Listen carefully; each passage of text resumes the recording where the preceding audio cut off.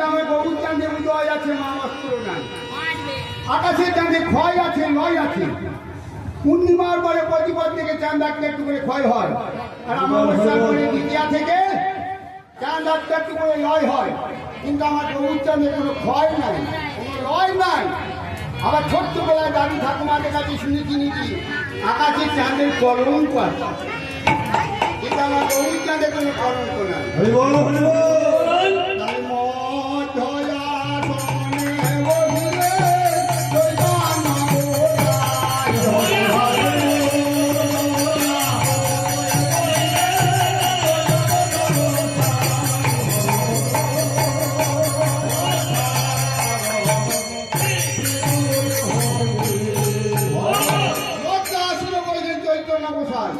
তাই আমার পাগল মন বলছে ওরে ভজটা কি মনে ভজবি কারে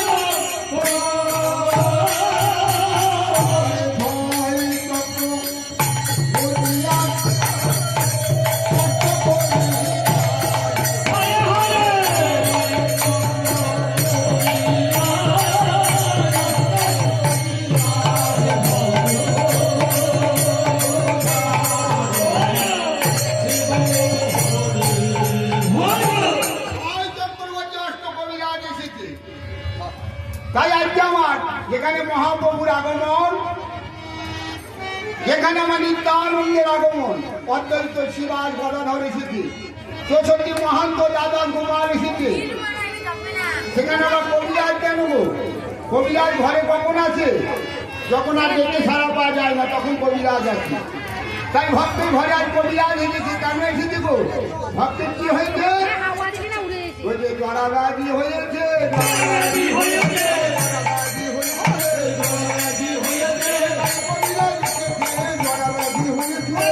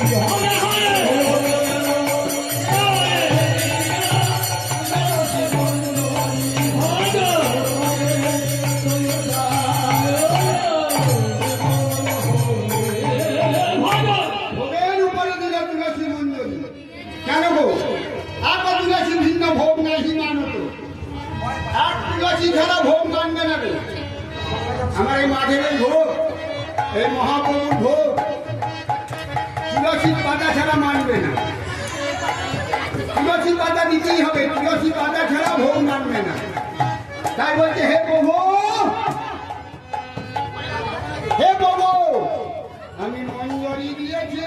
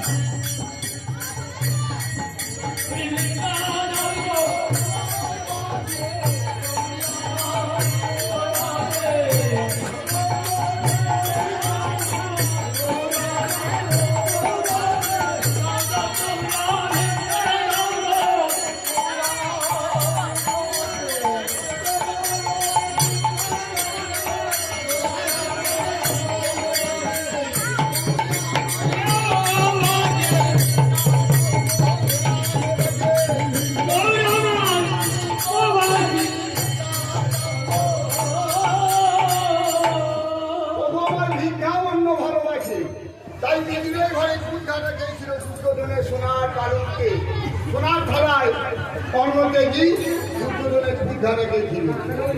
তাই আমার মহাপ্রভু আমার পূজা রেখেছিলেন। তাই সুখার উঠায় আজ মুদ্রা করো